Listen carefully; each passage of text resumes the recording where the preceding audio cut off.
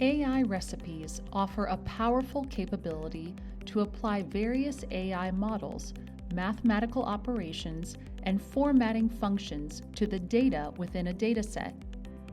With AI recipes, you can enhance and transform your data in a multitude of ways, leveraging the potential of artificial intelligence. The process of creating an AI recipe involves a series of steps.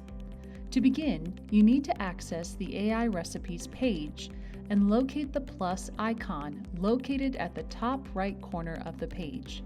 Clicking on this icon will initiate the creation process. Next, you will be prompted to select a data source that you have previously created. This data source will serve as the basis for generating the AI recipe. To create a new column, simply click on the plus icon located in the header of the last column. This action allows you to continue expanding the functionality and scope of your AI recipe. When creating a new column, it is necessary to assign both a name and a description.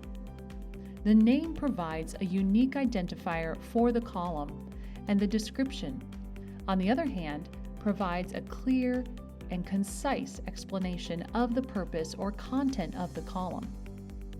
It's important to remember, although the description field is optional, providing one can offer the AI additional context and thus outcomes may be more in line with your expectations.